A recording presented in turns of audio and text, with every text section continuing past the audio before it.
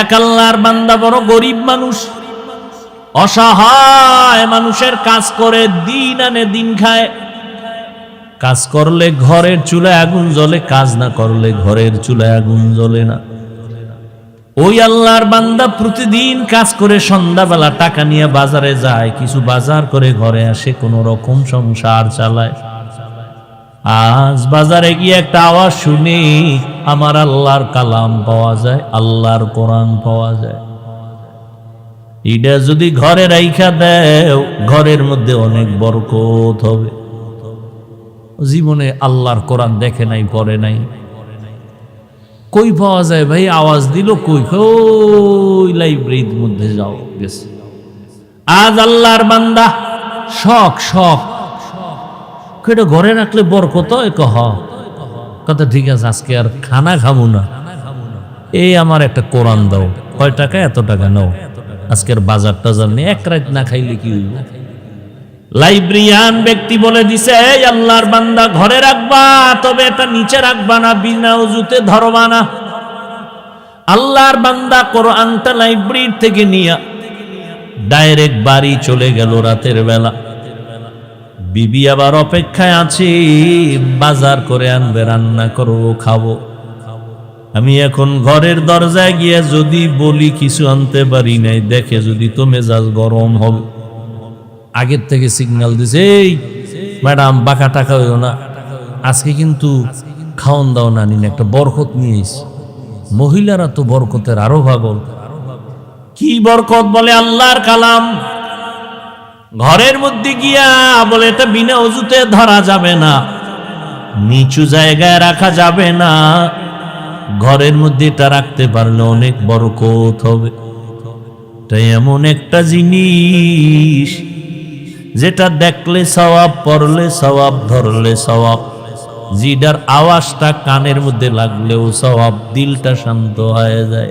সারাদিন আবু জাহাল নবীরে গালি দেয়, আর রাতের আধারে গোপনে গিয়া আমার নবীর জবান মুবারকের তেলাওয়াত গোপনে গোপনে শুনে। আল্লাহর কালাম ঘরের মধ্যে নিয়া স্ত্রী বলে, ভালো একটা জিনিস আনছো, তবে অন্তরে ভয়, এটা তো উঁচা জায়গায় রাখতে হবে। আমরা তো বড় গরিব মানুষ, উঁচা জায়গাও নাই, ছোট একটা ঝুপড়ি ঘর, এখানে এই জিনিসটা রাখার মতো কায়দাই নেই। বিবি দিনদার, স্বামীরে পরামর্শ দেয়, পেরেশানি দূর করে দেয়। আর আমগো আম্মা জানেরা পেরেশানি খেলি বাড়ায়, হুদা জায়গায় একটা টেলিফোন করে একটা পেরেশানি দিয়ে রাখে। আল্লাহর বান্দি বলে, দরকার নাই, বেয়াদবির থেকে বেঁচে থাকি, কাল সকাল বেলা না হয়, এখন পারলে ফিরাইয়া দাও, এখন পারবো না, কালকে দিতে হবে। কয় এটা ফেরত দিয়ে সঙ্গ করে রাখা যাবে না, রাখার জায়গা নেই, তাই হুদা এটা নিয়ে একটা বড্ড আর তলে ভরুম, এটা দিয়াও। আচ্ছা ঠিক আছে, কালকে দিব, আজকে কি করা যায়? আজ রাতটা তো অন্তত রাখতে হবে। কেমনে রাখবো? কোরআন এটা উঁচু জায়গায় রাখতে হবে, রাখার জায়গা নাই, কি করা যায়? আল্লাহর বান্দি, ঈমানওয়ালা বান্দি, দ্বীনের মুহাব্বতওয়ালা বান্দি ডাক দিয়া কয়, স্বামী আমার, আমি একটা পরামর্শ দেই, দেখেন হয়নি কি? অর্ধরাত্র আমি মাথায় নিয়ে কোরআনটা দাঁড়ায় থাকবো, আপনি ঘুম যাবেন, বাকি অর্ধরাত আমি একটু বিশ্রাম করব, আপনি মাথায় নিয়ে দাঁড়ায় দাঁড়ায় কোরআন পাহারা দিবে। স্বামী বেচারা ডাক দিয়ে কয়, আল্লাহর শুকর, তুমি যেহেতু রাজি হয়ে গেছো, অর্ধরাত্র আজকে না ঘুমাইলে কি হবে, আমি কোরআন মাথায় নিয়ে দাঁড়ায় থাকব। দুইজনেই সিদ্ধান্তে এক হইয়া টাইম ভাগ করে অর্ধরাত আল্লাহর বান্দা মাথায় কোরআন নিয়ে দাঁড়ায় আছেন, বাকি অর্ধরাত স্ত্রী মাথায় কোরআন নিয়ে দাঁড়ায় আছে। ফজরের আজান হয়ে গেছে, একজন একজন ওযু বানাইয়া যায় নামাজে নামাজ পড়লেন। নামাজের পরে বলে, এটারে ফেরত দিয়ে আসো, বেয়াদবি হবে, আল্লাহ বেজার হয়ে যাবে। স্বামী বলে যে আনলাম কষ্ট করে টাইনা দিয়ামু, ভিতরে কি একটু দেখি। এটা খুইলা টুইলা দেখলাম না কি ভিতরে। একই যায় নামাজে দুইজন বইয়া এবার দেখতেছে, খুলতেছে পৃষ্ঠা, উল্টায় উল্টায় উল্টায় আঙ্গুল টানে আঙ্গুল টানে আঙ্গুল টানে দনোজন। মাওলা পাকের বড় কুদরত, মুহূর্তের মধ্যে শুরু থেকে শেষ পর্যন্ত আঙ্গুল টেনে টেনে টেনে টেনে লাইনে লাইনে পুরা কোরআনটা পৃষ্ঠা উল্টানো শেষ। এই মিয়া, আমরা এক খতম দিতে বেহুশ হয়ে যাওয়া লাগে। কোরআন এক খতম দিতে কত সময়। সাহাবায়ে কেরাম 3 দিনে এক খতম করেছেন। তামিমে দারি রাদিয়াল্লাহু আনহু প্রতি রাত 300 রাকাত নফল নামাজ পড়েছেন, ফরজের বাহিরে 300 রাকাত। সুবহানাল্লাহ তো কইছেন, বাসায় একটু হিসাব করেন দিয়ে এটা কেমনে সম্ভব? সুবহানাল্লাহ তো বলছেন, হিসাব করেন বাসায় বইয়া শুইয়া শুইয়া 300 রাকাত, কেমনে সম্ভব? আল্লাহ কয় আমি আল্লাহর কুদরতের দ্বারা সম্ভব। সময়ের মধ্যে আমি বরকত দেই। সময়ের বরকত এটা ধরা যায় না, বুঝার জিনিস, অনুভব করার জিনিস। এটা ক্যালকুলেটর কম্পিউটারে হিসাব মিলবে না। দনজন আল্লাহর কোরআন আঙ্গুল দিয়ে টানলেন। এইবার বলে, ও বিবি কিছু বুঝছো নি? তুমি শুনবানি। এইবার আল্লাহর বান্দি এই কথা বলায় স্বামী আশ্চর্য হয়ে গেল। কি শুনাবা তুমি? শুনো। এবার আল্লাহর বান্দি মোহাব্বতের সাথে শুনাইতেছে কোরআন তেলাওয়াত করে। আমার মাওলা কোরআনের নূর তাদের সিনার মধ্যে ঢুকায় দিয়েছে। সিনায় কোরআন মুখস্থ হয়ে গেছে। দুইজনে কোরআন মুখস্থ করে ফেলছেন। এটা মাওলা পাকের কুদরত। এটা বান্দার বিবেকের বাইরের কাজ। যতই ঘুরাইয়া চেষ্টা করবেন কাজ হবে না, কারণ আমগো মেমোরির জিবি ওই পরিমাণ নাই যে আল্লাহর কুদরতের মধ্যে গবেষণা করে কিছু বুঝবো। আল্লাহ যেটা বুঝার সুযোগ দিবেন বুঝবো। অতিরঞ্জিত করলে মেমোরি হ্যাং হয়ে যাবে। ঠিক নাকি? 2 GB মেমোরি ওয়ালায় যদি বলে 8 GBর মধ্যে যা আছে এটার ভিতরে ঢুকা, মেমোরি হ্যাং হবে, পিসি হ্যাং হবে, মনিটর হ্যাং হবে, গোষ্ঠী শুদ্ধা হ্যাং। আল্লাহর কালাম দা হাত দিয়া দিয়া লাইনে টানছে। ও যুবক, ও পর্দার আড়ালের আম্মা জানেরা, ও বৃদ্ধ বাবাজি, মাওলার কোরআনের বয়ান শুনতেছেন। শুনতে শুনতে শুনতে শুনতে বয়স বুড়া হয়ে গেলেন, দাড়ি পেকে গেল, মরণের ভাব। রমাজানুল মোবারকে তারাবির নামাজ পড়েন, খতম পড়েন, কোরআন শুনেন। কপাল বড় খারাপ, একটা দিনও খুইলা দেখলেন না মাওলার কোরআনের ভেতরে কি। কপাল বড় খারাপ। সেই ছোটবেলার থেকে কোরআন কোরআন শুনতেছেন, বয়ান শুনতেছেন, কোরআন তেলাওয়াত একটা দিন দেখলেন না যে দেহি তো ভিতরে কি আছে। এত সুন্দর কিতাব, যেটা এত বরকত, এত সওয়াব, দেখলে সওয়াব, শুনলে সওয়াব, পড়লে সওয়াব, ধরলে সওয়াব। একদল আল্লাহর বান্দা টুপিওয়ালারা বলে কোরআনের অর্থ না জেনে পড়লে লাভ নাই। এরা ধোঁকাবাজ, এরা বাতিল। বরং রমজানে পড়বেন আরো বেশি সওয়াব। রমজানে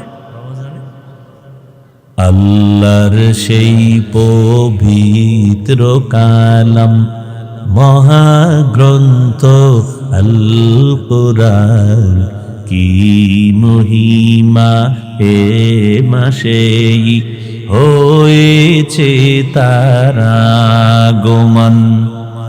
আল্লাহর সেই পবিত্র কালাম মহাগ্রন্থ আল কুরআন, কি মহিমা এ মাসেই হয়েছে তারা আগমন। এক নেকে শতুর রহমান, দেন ফরজ নফল ফরজ সমান। রহমত বরকত নাজাতের মাস, জ্বালাও আমলের বাতি। ভুলবো না ভোলা যায় নাকি মাহে রমজানের স্মৃতি। ভুলবো না ভোলা যায় নাকি মাহে রমজানের স্মৃতি। এ মাসের কত ফজিলত জানো কি মুসলিম জাতি। ভুলবো না ভোলা যায় নাকি মাহে রমজানের স্মৃতি। ভুলবো না ভোলা যায় নাকি মাহে রমজানের স্মৃতি। ঘুম আসতেছে আপনার? এরে যুবক আল্লাহর গোলাম, জীবনে সব কামাই করলি, মাওলার কাছে কি নিয়ে যাবি? আল্লাহ যদি জিগায় তোর সব মাপ, তুই জীবনে যত আকাম করছো সব মাপ, খালি একটা ভালো কাজের কথা ক, যেটার ধৈরেই আমি তোর জান্নাত দেব। একটা আছে? কি মাস্তান হইয়া বয়ে দিস,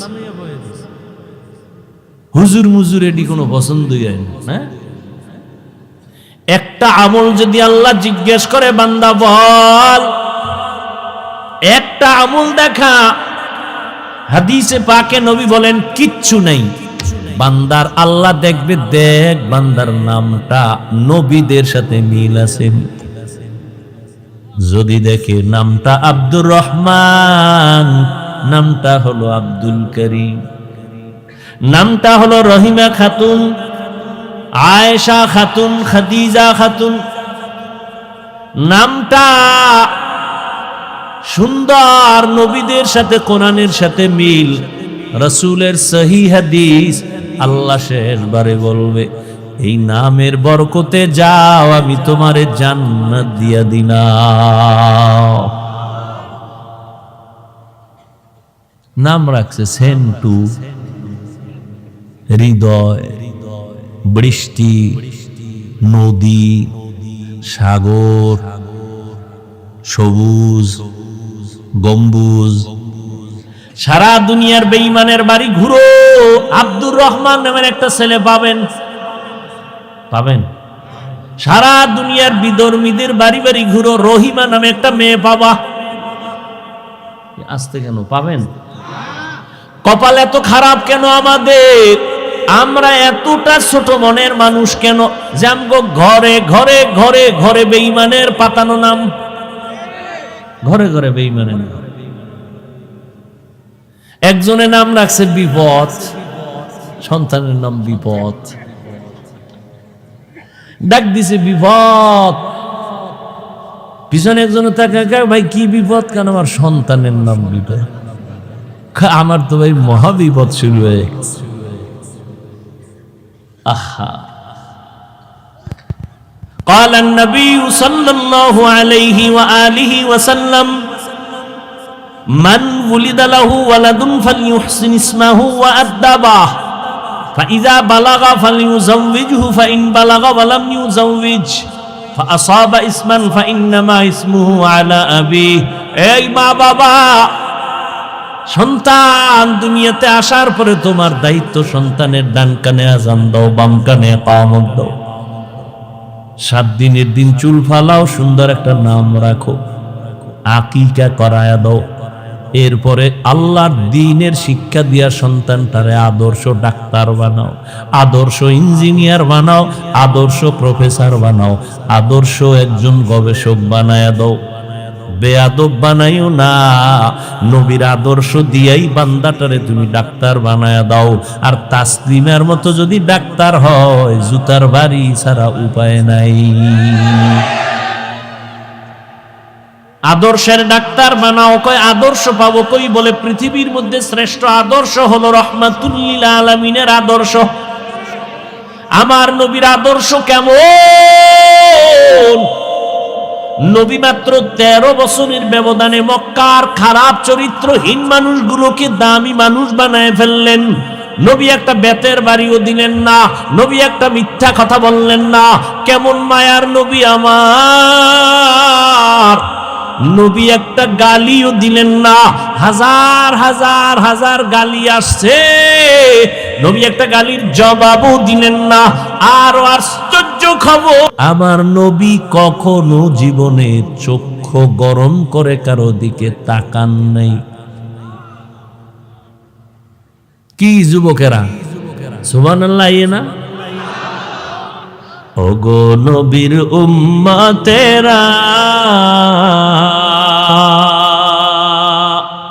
হয়ে আজি দিশাহারা,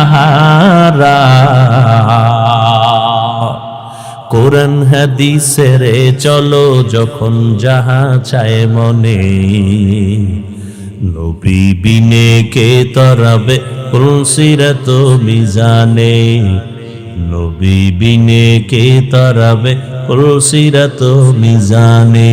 চলো চলো চলো মুমিন চলো নবীর সন্ধানে,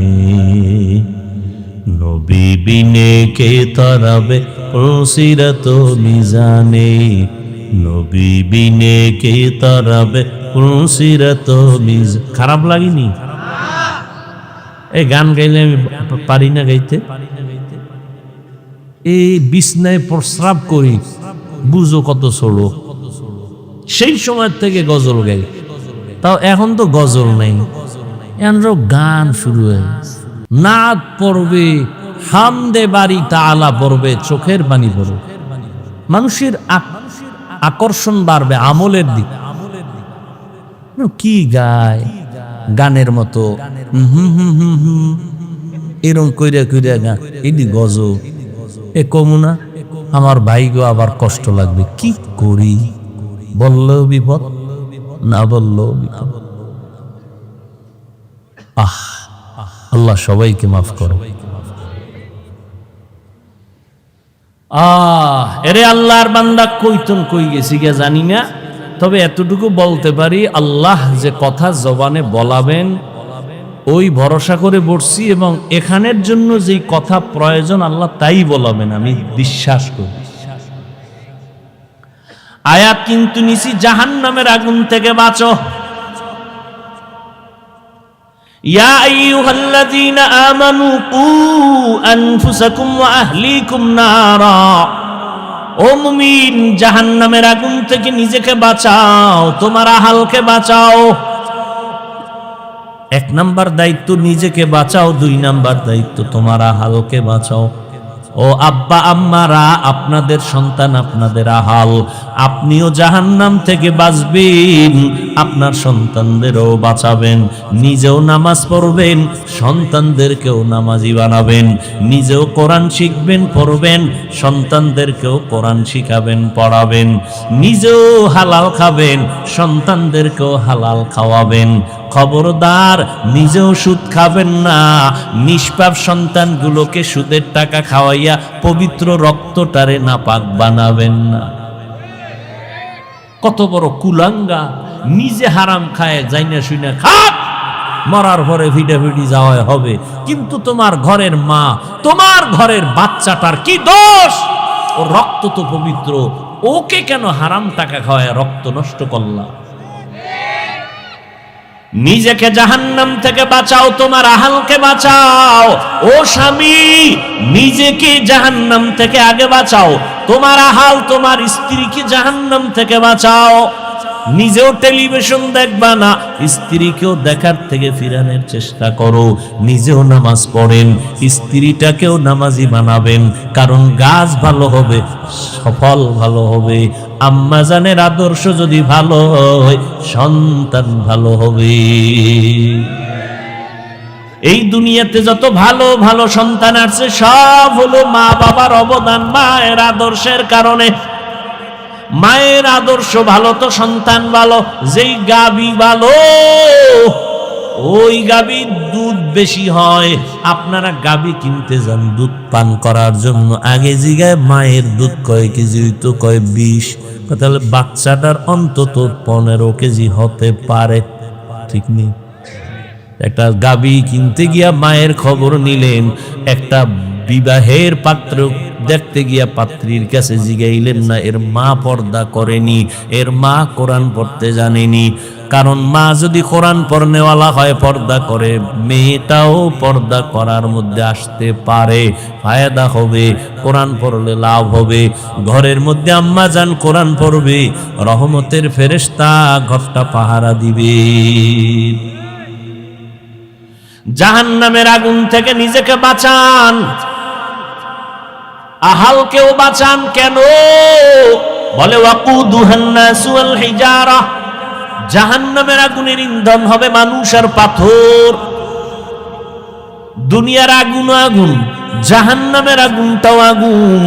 দুনিয়ার আগুনের দ্বারা মানুষের উপকার হয়, মাঝে মাঝে ক্ষতিও হয়, কিন্তু জাহান্নামের আগুন সব সময় ক্ষতি আর ক্ষতি আর ক্ষতি। দুনিয়ার আগুন নরম, জাহান্নামের আগুন বড় হাত। দুনিয়ার আগুন হাতে লাগলে হাত জ্বলে, পাও জ্বলবে না। জাহান্নামের আগুন যে কোনো জায়গায় শরীরে লাগবে, কলিজাটা পর্যন্ত ভুনা হয়ে যাবে।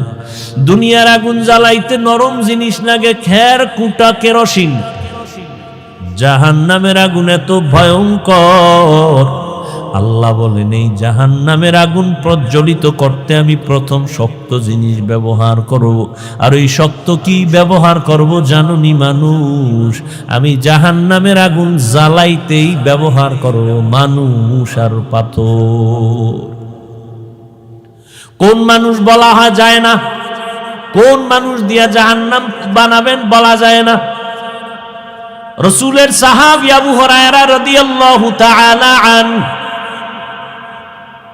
একজন মুহাব্বতের সাহাবী বলেন, ও ভাই আবু হুরায়রা, আপনি নবীর সোহবতে বেশি সময় কাটাইছেন, নবীজির এমন একটা হাদিস আমাকে আপনি শুনাইবেননি?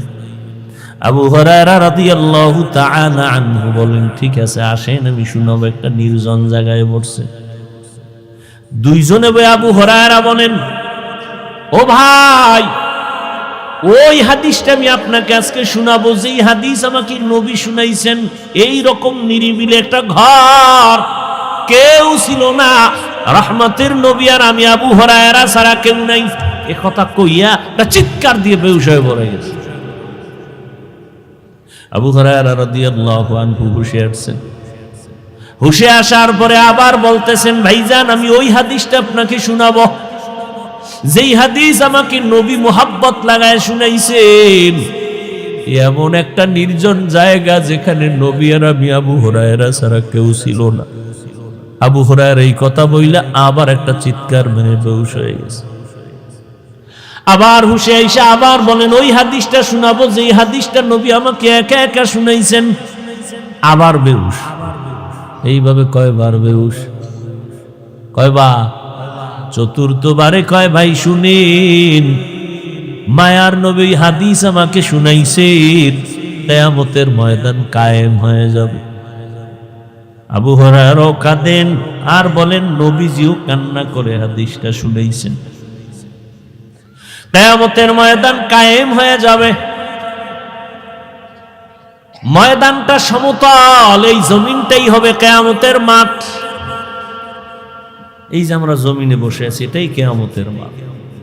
কিচ্ছু থাকবে না, পুরা জমিনটা সমতল হয়ে যাবে। আল্লাহ পাক মানুষগুলোকে উঠাবেন, সব মানুষ দাঁড়াবে, নারী পুরুষ সব একেবারে উলঙ্গ। সূর্যটা নিচে নেমে আসবে, সূর্যর তাপ জমিনে দেওয়া হবে। অপর দিকে জাহান্নামের আওয়াজ, ওদিকে আমার আল্লাহ রাগান্বিত আওয়াজ দিয়ে বলবেন, লিমানিল মুলকুল ইয়াউম, লিল্লাহিল ওয়াহিদিল কাহ্হার। হাসরের ময়দানটা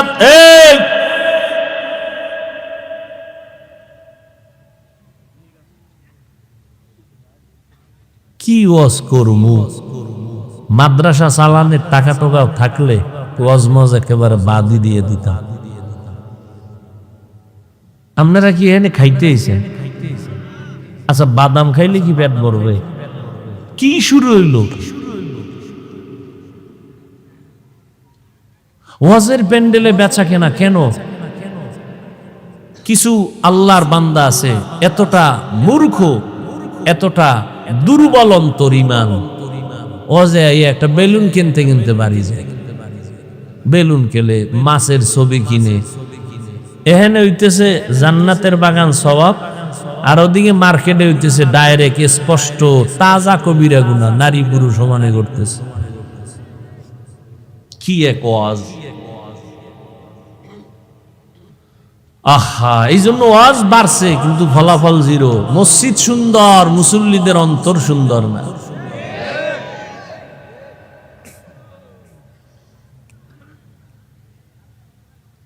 কি একটা মজার কথাটা ঘুরাইয়া শেষ করবো, এর মধ্যে একটা ভেজাল শুরু করে। একটা লোক যদি অন্য মনস্ক থাকে তো এই বয়ানে কি, আমি শুনেন, বয়ান কোনো বক্তার ক্রেডিটে বয়ান হয় না, এটা মনে রাখবেন আজীবন। বক্তার বাহাদুরি খুব এলেমলা, আল্লাহর কসম, বক্তার বাহাদুরি দিয়া বয়ান হয় না। যত বড় পিশাব হোক আর যত বড় কামেল অলি হোক, বয়ান হয় এই শ্রোতাদের কলবের আকর্ষণে।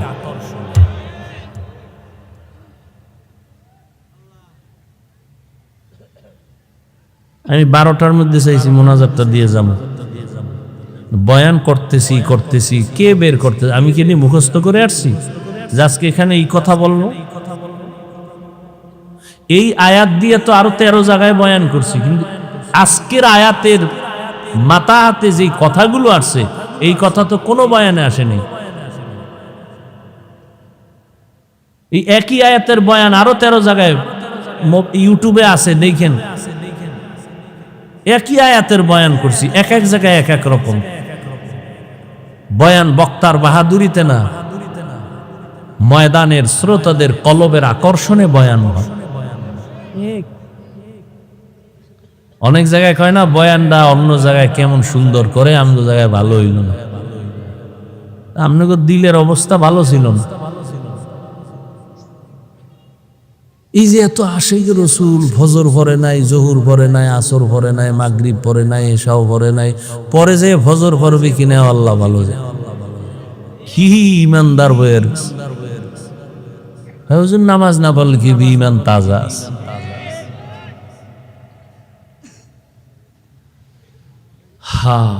আবু হুরায়রা রাদিয়াল্লাহু তাআলা আনহু কান্না করলেন আর বললেন, কিয়ামতের মাঠ কায়েম হয়ে যাবে, আল্লাহ পাক রব্বুল আলামিন কাহ্হারিয়াতের আওয়াজ দিবেন, হাসরের ময়দানের মানুষগুলো পাগল, সব উলঙ্গ। আম্মা জান আয়েশা রাদিয়াল্লাহু আনহা কয়, নবী লজ্জা করবে না? নবী বলেন, হাসরের মাঠ এমন ভয়ঙ্কর, কান্না করে করে মানুষ পাগলের মতো হয়ে যাবে, কেউ কারো দিকে তাকানোর সুযোগ হবে না। এমন ভয়ঙ্কর হাসরের মাঠ। আমার মায়ার নবী কান্না করেন, হাসরের মাঠের হালাতের কথা ভেবে ভেবে কাঁদতেছেন। এত এলেম, এত আমল, এত তাকওয়া, আবু বকর, ওমর, ওসমান জান্নাতের টিকিট পাইয়া তারাও কাঁদতেছেন, আল্লাহর আদালতে কেমনে দাঁড়াবো? আবু হুরায়রা বলেন, আল্লাহ আদালত কায়েম করবেন, 3 জন মানুষকে আল্লাহ ডাকবেন, 3টা ব্যক্তিকে ডাকবেন, পিওর মানুষ, দুনিয়ার সমস্ত চোখ বলে 3 জন বিনা হিসাবে জান্নাতি। খুব খেয়াল করেন, আবু হুরায়রা বলতেছেন, নবী ওই হাদিসটা শুনাইছেন, কিয়ামতে আল্লাহ 3 জন ব্যক্তিকে ডাকবেন, দুনিয়ার চোখ বলে ওই 3টা মানুষ বিনা হিসাবে জান্নাতি। কারা বলে? দুনিয়ার দুনিয়ার চক্ষু দেখে বলবে তিনজন কি? আবু হুরায়রা বলেন ওই তিনটা মানুষ জান্নাতি আল্লাহ ডাকবেন। প্রথম ব্যক্তিকে ডাকবেন, তিনি হবেন যুদ্ধের ময়দানে গলা কাটা শহীদ। আর একজন ডাকবেন, তিনি বড় হুজুর মাওলানা। আর একজন ডাকবেন, যিনি কোটি কোটি টাকা দান করে মাদ্রাসা মসজিদ করেছে। আপনাদের চোখ কি বলে? এরা জাহান্নামী। সবাই বলে এরা জান্নাতি। আবু হুরায়রা রাদিয়াল্লাহু আনহু কাঁদেন আর বলেন, নবী বলতেছেন ওই শহীদকে আল্লাহ জিজ্ঞাসা করবেন, এই শহীদ তুমি যুদ্ধের ময়দানে গলা কাটছো কেন বলো? শহীদ বলবে, আল্লাহ তোমার দ্বীনের জন্য আমি গলা কেটে দিলাম বেঈমানের মোকাবেলায়। কত মানুষে জানে তুমি দ্বীনের জন্য করছো, মানুষে তো উপরেরটা জানে, আমি তো ভিতরের কলবেরটা জানি। আমি আল্লাহ জানি তুমি তো আল্লাহর দ্বীনের জন্য করো নাই, তুমি করছো। তোমারে সবাই বীর মুজাহিদ বলবে, তোমাকে উপাধি দেবে তুমি বীর যোদ্ধা, তুমি বীর পুরুষ, তুমি এই নিয়তে আসছো ময়দানে। আমি তো জানি তোমার অন্তরের হালাত। তখন বান্দা ভয়। আবু হুরায়রা বলেন, নবী বলতেছেন আমার আল্লাহ রাগান্বিত হয়ে বলবেন, এই জাহান্নামের ফেরেশতা, এই নাফরমানের ধর, জাহান্নামের শিকল দিয়া বাঁধো। যুদ্ধের ময়দানে গলা কাটা শহীদ, আল্লাহ বলবে কে জাহান্নামের শিকল লাগাইয়া জাহান্নামের দিকে নিয়ে যাও। আল্লাহর অর্ডার হবে, জাহান্নামের শিকল লাগাইয়া জাহান্নামের দিকে নিয়ে যাওয়া হবে। এরপরে আল্লাহ ডাকবেন, এই মাওলানা সাহেব দাঁড়াও, আমি আল্লাহ তোমাকে ব্রেন দিয়েছি, তুমি অনেক কোরআন হাদিসের জ্ঞান অর্জন করে কি করেছো বলো? বলবে, আল্লাহ আমি তোমার দ্বীনের দাওয়াত দিয়েছি, কোরআন হাদিস শিখা মানুষের বয়ান করেছি। কেন কেন? তোমার সন্তুষ্টির জন্য। কয় না না, মানুষ জানে তুমি আমার জন্য কাজ করছো, আর আমি আল্লাহ জানি তুমি নিজেকে মাওলানা বানানোর জন্য টুপি লাগাইছো, মানুষের বাহা বাহা পাওয়ার জন্য তুমি এই বেশ ধরেছো, মানুষের ধন্যবাদ পাওয়ার জন্য তুমি এগুলো করছো। আমি আল্লাহ জানি তোমার অন্তরের হালাত। তোমারে মাঝে মাঝে মুক্তি সাপ না বললে কষ্ট পাইতা, মাওলানা না বললে কষ্ট পাইতা। এগুলো তো দুনিয়ার জন্য, তুমি দুনিয়া কামাই করার জন্য এলেম শিখছো, দুনিয়ায় পেয়ে গেছো, আমার কাছে কিছু নাই। আল্লাহ বলবে, জাহান্নামের ফেরেশতা, এই মাওলানাকে তৈরা জাহান্নামের শিকল লাগাও, জাহান্নামের দিকে নিয়ে যাও। সর্বশেষ আল্লাহ পাক দানবীর টাকাওয়ালাকে ডাকবেন, ও দানবীর টাকাওয়ালা, আমি আল্লাহ তোমাকে গরিবী হালাতের থেকে তোমারে ধনী বানাইছি, বলো টাকা পয়সা কি করেছো? দানবীর বলবেন, হে মালিক, তোমার দিন জিন্দার জন্য মাদ্রাসা বানাইছি, মসজিদ বানায় দিছি। আল্লাহকে এটা মানুষ জানে, কিন্তু আমি তোমার অন্তরের খবর জানি। তুমি মানুষের ধন্যবাদ পাওয়ার জন্য দান করেছো। তোমার নামটা বড় কইরা না বললে মনে কষ্ট পাইতা, কেউ জানে না, আমি জানি। তোমার নামে আলহাজ না লেখলে কষ্ট পাইতা, কেউ জানে না, আমি জানি। তোমারে যদি একটু সম্মানের চেয়ার না দিত তুমি কষ্ট পাইতা, আমি জানি। তাহলে তুমি টাকা পয়সা ব্যয় করছো মানুষের ধন্যবাদ পাওয়ার জন্য, সেটা দুনিয়ায় পেয়ে গেছো। আজ আমি মাওলার আদালতে তোমার কিছুই নাই। আল্লাহ বলবে, জাহান্নামের ফেরেশতারা, একে ধর, জাহান্নামের শিকল লাগাই একে জাহান্নামের দিকে নিয়ে যাও। ও আল্লাহর বান্দারা, আমি যে কথাটা বুঝাবার জন্য ঘটনাটা টানলাম, আবু হুরায়রা কান্না করে শুনাইছেন। ও আল্লাহর বান্দা, গলা কাটা শহীদের যদি এমন অবস্থা হয়, একজন দ্বীনের দায়ী মাওলানা সাহেবের যদি কিয়ামতের ময়দানে এমন হালাত হয়, একজন মসজিদ মাদ্রাসা দ্বীনের পথে দান করনেওয়ালার যদি এমন অবস্থা হয়, একটু চিন্তা করবেন আপনার আমার উপায় কি হবে সেই দিন। আজকে মনে হয় আমার মতো মাওলানা আপনারা কত সম্মানে আমাকে বসাইছেন, কিন্তু গুনার দিকে তাকায় দেখি মনে হয় এই মাঠে আমার মতো গুনাহগার আর একজনও নাই। আমার গুনার খবর আপনারাও জানেন না, আমার আব্বা আম্মা কেউ জানে না। আমার হাতের দিকে তাকাইলে মনে হয় হাত পাপের কারণে নাপাক, গুনার কারণে আমার জিহ্বা নাপাক। এই জিহ্বা দ্বারা কত গীবত করলাম, শিকায়াত করলাম, কত মানুষের নামে কত অপবাদ দিলাম। এই হাতের দ্বারা কত গুনাহ করলাম, চোখের দ্বারা কত গুনাহ করেছি। ও যুবক বাবারা, পাও দুইটা ধইরা বলে গেলাম, যদি বলো হাফিজ ভাই নিচে নাইমা পাও ধরেন, আমি তোমার পাও নিচে নাইমা ধরি। বলো বাবা, দরওয়াজা জানালা আটকাইয়া সারাটা রাত মোবাইলের দিকে তাকাইয়া কবিরা গুনাহ করলা। আমার মাওলায় যদি তোমারে অন্ধ বানাইতেন, বলো তুমি কেমনে রাতের বেলা মোবাইলে কবিরা গুনাহ দেখতা?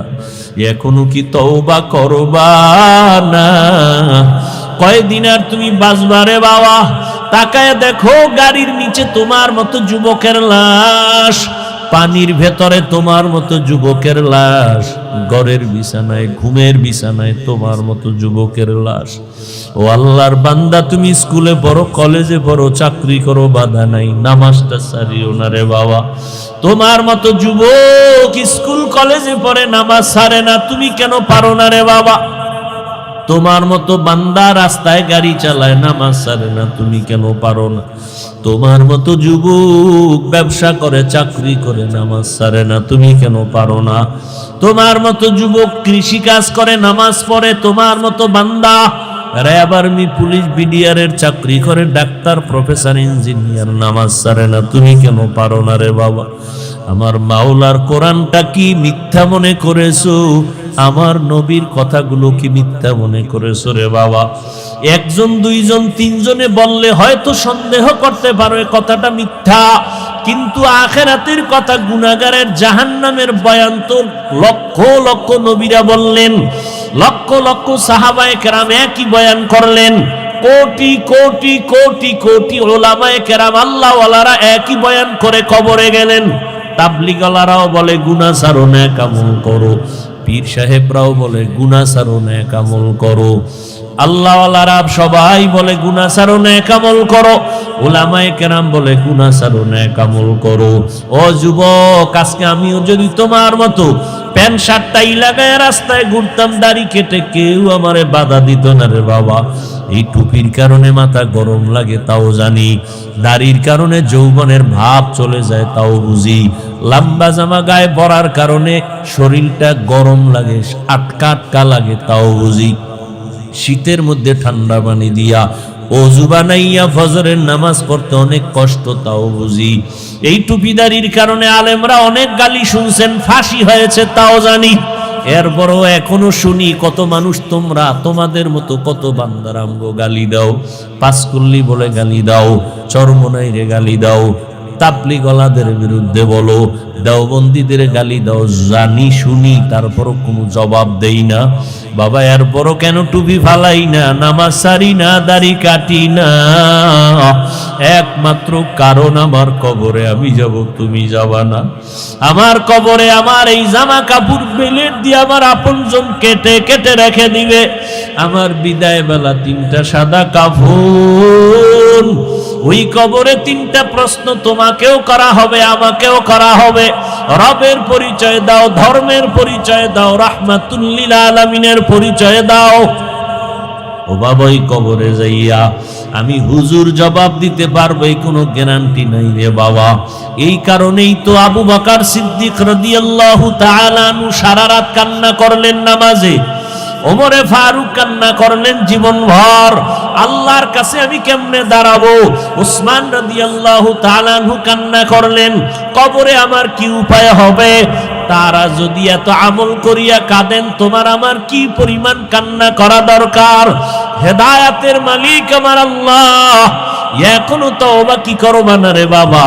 ও আল্লাহর বান্দা, মনেরে বুঝাও, তোমার মতো যুবক যদি জেনারেল লাইনে থাকিয়া নামাজ পড়ে, তুমি কেন পারবা না? ও পর্দার আড়ালের আম্মা জানেরা, আপনারা নবীদের মা, সাহাবায়ে কেরামদের মায়ের মতো মা, আপনারা হাফেজে কোরআনের মায়ের মতো মা। এই স্টেজে কতজন ছাত্রর মাথায় আজ পাগড়ি দিলাম, এরা সবাই কোরআনের হাফেজ। এদের সিনার মধ্যে মাওলার কোরআন মুখস্থ হয়ে গেছে।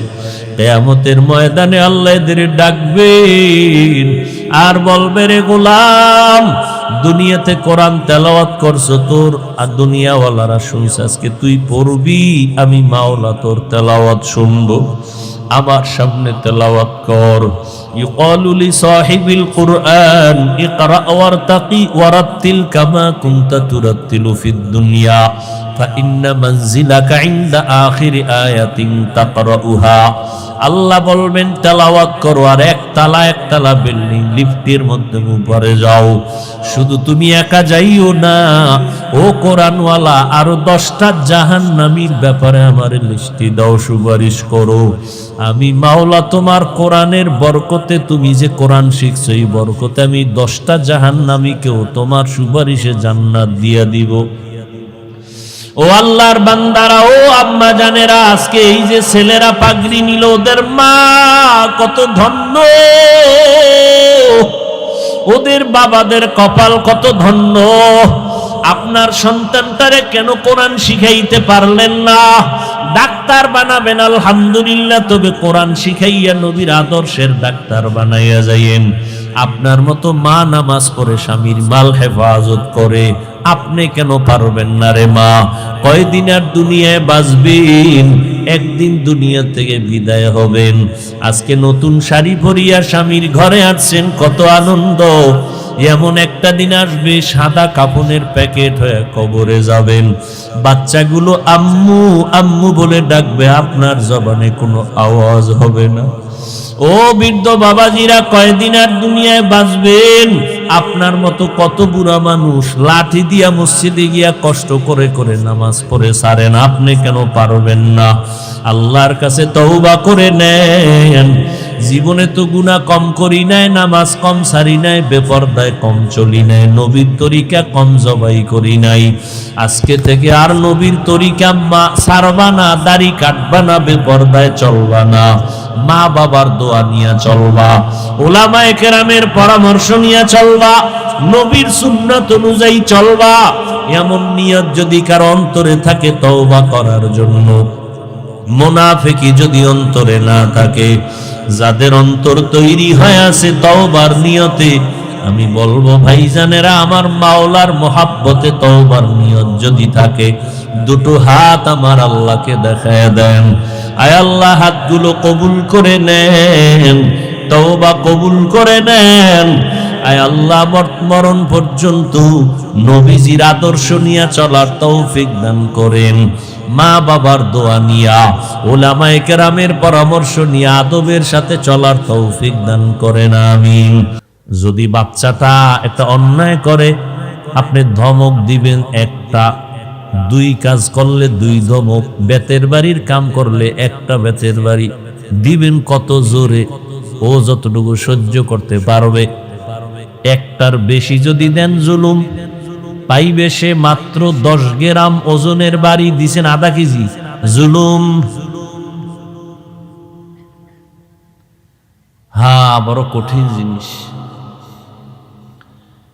শাসন করেন স্ত্রীকে, কিন্তু শোষণ না।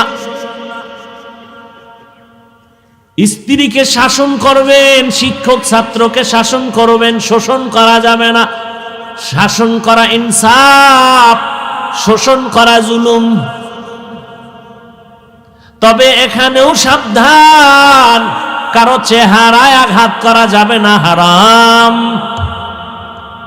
শিক্ষক ছাত্রকে শাসন করবে, চেহারার মধ্যে আঘাত করা যাবে না, হারাম। স্ত্রীকে স্বামী শাসন করবে মাঝে মাঝে, তাও শাসনের কিন্তু আইন আছে বড় কঠিন, কোরআনের আয়াত দিয়ে। প্রথম তার জন্য মাওলার কাছে দোয়া করো, হে মালিক, আমার হাতে করা ছাত্র ঠিক মতো আদব নাই, আদব দাও। জেহেন নাই, জেহেন দাও। আদবালা বানাও। পড়াইতেছি, পড়া মনে রাখতে পারে না, তুমি শক্তি দাও। 2 নাম্বার আপনার শাসন হলো এরে বুঝাইবেন, বাবা এমন ভাবে চলো, সালাম দিও, কারো সামনে চোখ তুইলা কথা বলবা না, এইভাবে বুঝাইবেন। আবার তাহাজ্জুদে সেজদায় পড়ে দোয়া করবেন। স্বামী ও আল্লাহর কাছে দোয়া করতে হবে, ও দয়ার মালিক আমার স্ত্রীকে তুমি নেককার বানায়া দাও, আমলালা বানাও। আবার বুঝাইতে হবে, রে বিবি তুমি আমি মিলিয়া দাম্পত্য জীবনের বাগানটা সাজাবো। তোমার মন আমার মন যদি এক না হয় কোনোদিন আগানো যাবে না। আর মাওলায় বরকত না দিলে আগাইতে পারবো না। বরকতের জন্য তোমার মন আমার মনে এক হতে হবে, আল্লাহর কাছে দোয়া করতে হবে। আল্লাহ দোয়া কবুল করবে, বরকত শুরু হবে। বুঝাইতে হবে, দোয়া করতে হবে। এরপরেও যদি বাঁকা থাকে, তারপরে হলো 3 নাম্বার পদ্ধতি। এত সোজা। আরে ফিডা, হ্যাঁ, হায় হায়।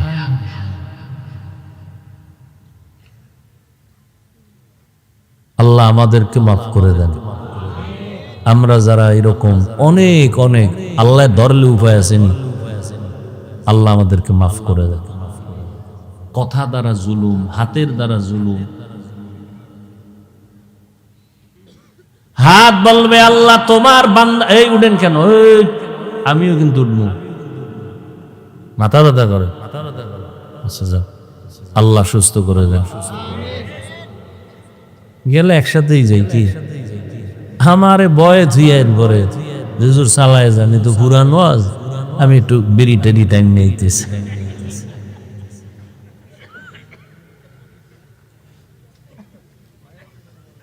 টের পান না তো কত কষ্ট আমাদের। 4 ঘন্টা ঘুমাইছি আজকে। সারা পৃথিবীর চিকিৎসা বিজ্ঞানীর একমত, একটা মানুষের কমপক্ষে 6 ঘন্টা ঘুমাতে হয়।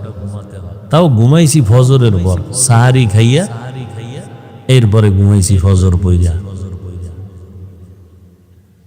উঠা মাদ্রাসায়, আবার এদিকে দৌড়, এইভাবে প্রতিদিন 12 মাস। আর সব থেকে শরীরের জন্য উপকারী ঘুম হলো রাতের মধ্যাংশের ঘুম। শেষ রাতেরও ঘুম না, প্রথম রাতেরও না, মধ্যাংশের ঘুম। আঙ্গু কপালে নেই। তো মাঝে মাঝে অনেকে জিজ্ঞাসা, হুজুর কেমনে চলেন? এমনকি আল্লাহ মনে হয় আমগো বানানোর সময় ওই সিস্টেম করে বানাইছে। আর কি করার, নাইলে এত চিল্লে চিল্লি, ওই এক জায়গায় চিল্লেই এখন এখানে, কালকে জহুর করে বয়ান মাগুরা, এরপরে ভেড়া মারা কুষ্টিয়া। এটা কেমনে সম্ভব? 12 মাস টাইম মতো ঘুম নাই, খাওয়ান নাই, নাকে মুখে 2টা দিয়ে দৌড়। 2 রাকাত এশা পড়ছি, বিতির রয়েছে, বাসায় গিয়ে পড়ব মাওলায় যদি কবুল করে। তো এই যে দৌড়ের উপরে আছি 12 মাস, একটা মানুষের ঘুম না হইলে আর কথার ব্যালেন্স থাকে না, চলাফেরার ব্যালেন্স থাকে না। কি এক রাত ঘুম বাদ দিয়ে যদি রিক্সা লয়ে রাস্তায় নামে, ও রাস্তার সাইডে ভরতে আর দেরি লাগবে না। মাওলার রহমত আর কিছুই। আল্লাহ, একটু বসবেন তো।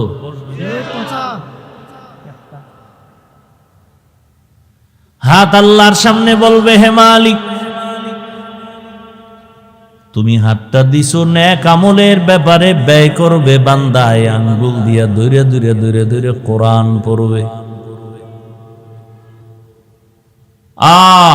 এক আল্লাহর বান্দার একটা ঘটনা, আমি আমার এক বুজুর্গ আল্লাহওয়ালা, যার লাথি খাইয়া আমি হাফিজুর রহমান এখানে আসছি।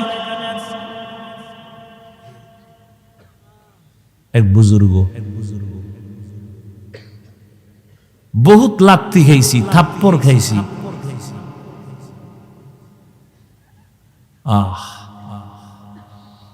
তার জবানে ঘটনা শুনছি।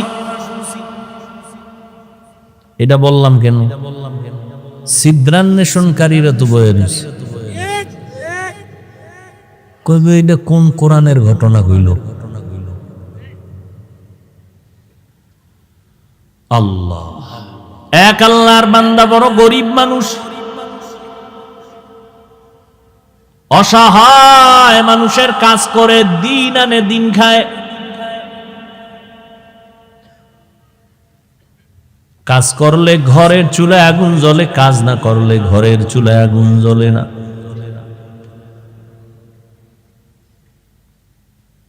ওই আল্লাহর বান্দা প্রতিদিন কাজ করে সন্ধ্যাবেলা টাকা নিয়ে বাজারে যায়, কিছু বাজার করে ঘরে আসে, কোন রকম সংসার চালায়। আজ বাজারে গিয়ে একটা আওয়াজ শুনি, আমার আল্লাহর কালাম পাওয়া যায়, আল্লাহর কোরআন পাওয়া যায়। এটা যদি ঘরে রাইখা দেও, ঘরের মধ্যে অনেক বরকত হবে। জীবনে আল্লাহর কোরআন দেখে নাই, পড়ে নাই, কই পাওয়া যায় ভাই? আওয়াজ দিল কই? ওই লাইব্রেরির মধ্যে যাও, গেছে। আজ আল্লাহর বান্দা শখ শখ এটা ঘরে রাখলে বরকত কথা, ঠিক আছে আজকে আর খানা খাবো না, এই আমার একটা কোরআন দাও। কয় টাকা? এত টাকা নাও, আজকের বাজার টাজার নিয়ে এক রাত না খাইলে কি হইব? লাইব্রেরিয়ান ব্যক্তি বলে দিছে, এই আল্লাহর বান্দা ঘরে রাখবা, তবে এটা নিচে রাখবা না, বিনা উজুতে ধরবা না। আল্লাহর বান্দা কোরআনটা লাইব্রেরি থেকে নিয়ে ডাইরেক্ট বাড়ি চলে গেল রাতের বেলা। বিবি আবার অপেক্ষায় আছে, বাজার করে আনবে, রান্না করবো, খাবো। আমি এখন ঘরের দরজায় গিয়ে যদি বলি কিছু আনতে পারি নাই, দেখে যদি তো মেজাজ গরম হবে। আগের থেকে সিগন্যাল দিছে, এই ম্যাডাম বাঁকা টাকা হইও না, আজকে কিন্তু খাওন দাও না, নিন একটা বরকত নিয়েছি। মহিলারা তো বরকতের আরো পাগল। কি বরকত? বলে আল্লাহর কালাম। ঘরের মধ্যে গিয়া বলে এটা বিনা অজুতে ধরা যাবে না, নিচু জায়গায় রাখা যাবে না, ঘরের মধ্যে এটা রাখতে পারলে অনেক বরকত হবে। তাই এমন একটা জিনিস যেটা দেখলে সওয়াব, পড়লে সওয়াব, ধরলে সওয়াব, জিডার আওয়াজটা কানের মধ্যে লাগলেও সওয়াব, দিলটা শান্ত হয়ে যায়। সারাদিন আবু জাহাল নবীরে গালি দেয়, আর রাতের আধারে গোপনে গিয়া আমার নবীর জবান মুবারকের তেলাওয়াত গোপনে গোপনে শুনে। মায়ার নবীর জবান মুবারকের তেলাওয়াত আরো কতই না সুন্দর। হাসরের ময়দানে আমার আল্লাহ নবীর মাধ্যমে তেলাওয়াত শোনাবেন তার আশিক পাগলদের। আজ আমরা নবীরে পাই নাই, নবীরে দেখতে পারি নাই, জবানেও তেলাওয়াত শুনতে পারি নাই। আমার মাওলার কোরআন এত মজার, দুনিয়াতে একটা গজল বারবার কইলে ভালো লাগে না, গান একবারের বেশি ভালো লাগে না, এক কবিতা বারবার ভালো লাগে না। আর কোরআন যত শুনি কেমন যেন ততই মজা লাগে। এতই মজা মরা পর্যন্ত তৃপ্তি মিটে না। কিন্তু কপাল খারাপ, আজ আমার যুবক বাবারা, বৃদ্ধ বাবাজিরা, পর্দার আড়ালের আম্মা জানেরা, বোনেরা, কেউ কোরআন পড়ে না। ফজরের নামাজের পরে কই তেলাওয়াত গেল, কই মক্তব নাই, তেলাওয়াত নাই। অথচ আমি শুনছি একজন বড় ভালো ব্যক্তির থেকে, মিশর এলাকায় নাকি যারা চাষাবাদ করে ওরাও কোরআন পড়ে শুদ্ধ করে। আল্লাহর কোরআন যেই ঘরে থাকবে রহমত। ওয়া নুনাজ্জিলু মিনাল কুরআনি মা হুয়া শিফাa'un ওয়া রাহমাতুল লিল মুমিনিন ওয়া লা ইয়াজিদুয যালিমিনা ইল্লা খাসারা। আল্লাহর কালাম ঘরের মধ্যে নিয়া স্ত্রী বলে ভালো একটা জিনিস আনছো, তবে অন্তরে ভয়, এটা তো উঁচা জায়গায় রাখতে হবে, আমরা তো বড় গরিব মানুষ, উঁচা জায়গাও নাই, ছোট একটা ঝুপড়ি ঘর, এখানে এই জিনিসটা রাখার মতো কায়দাই নেই। বিবি দিনদার স্বামীরে পরামর্শ দেয়, পেরেশানি দূর করে দেয়, আর আমগো আম্মা জানেরা পেরেশানি খেলি বাড়ায়, হুদা জায়গায় একটা টেলিফোন করে একটা পেরেশানি দিয়ে রাখে। আল্লাহর বান্দি বলে দরকার নাই, বেয়াদবির থেকে বেঁচে থাকি, কাল সকাল বেলা না হয় এখন পারলে ফিরাইয়া দাও, এখন পারবো না কালকে দিতে হবে। কয় এটা ফেরত দিয়ে সঙ্গ করে রাখা যাবে না, রাখার জায়গা নেই, তাই হুদা এটা নিয়ে একটা বড়দোয়ার তলে ভরুম, এটা দিয়াও। আচ্ছা ঠিক আছে কালকে দিব, আজকে কি করা যায়? আজ রাতটা তো অন্তত রাখতে হবে, কেমনে রাখবো? কোরআন এটা উঁচু জায়গায় রাখতে হবে, রাখার জায়গা নাই, কি করা যায়? আল্লাহর বান্দি, ঈমানওয়ালা বান্দি, দ্বীনের মুহাব্বতওয়ালা বান্দি ডাক দিয়া কয় স্বামী আমার, আমি একটা পরামর্শ দেই, দেখেন হয়নি কি? অর্ধরাত্র আমি মাথায় নিয়ে কোরআনটা দাঁড়ায় থাকবো, আপনি ঘুম যাবেন, বাকি অর্ধরাত আমি একটু বিশ্রাম করব, আপনি মাথায় নিয়ে দাঁড়ায় দাঁড়ায় কোরআন পাহারা দিবে। স্বামী বেচারা ডাক দিয়ে কয় আল্লাহর শুকর, তুমি যেহেতু রাজি হয়ে গেছো, অর্ধরাত্র আজকে না ঘুমাইলে কি হবে, আমি কোরআন মাথায় নিয়ে দাঁড়ায় থাকবো। দুইজনেই সিদ্ধান্তে এক হইয়া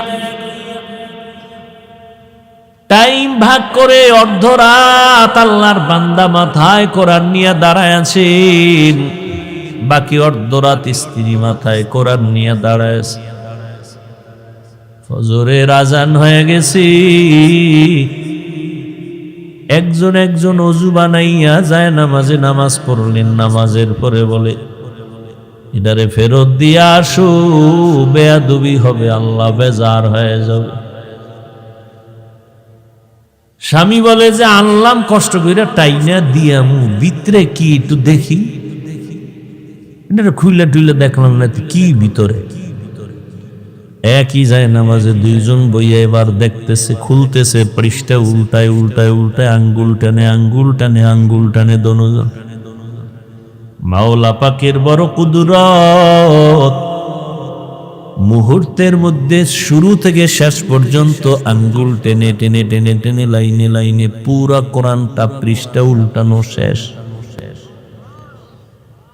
এই মিয়া, আমরা এক খতম দিতে বেহুশ হয়ে যাওয়া লাগে, কোরআন এক খতম দিতে কত সময়? সাহাবায়ে কেরাম 3 দিনে এক খতম করেছেন। তামিমে দারি রাদিয়াল্লাহু আনহু প্রতি রাত 300 রাকাত নফল নামাজ পড়েছেন, ফরজের বাহিরে 300 রাকাত। সুবহানাল্লাহ তো কইছেন, বাসায় একটু হিসাব করেন দিয়ে এটা কেমনে সম্ভব?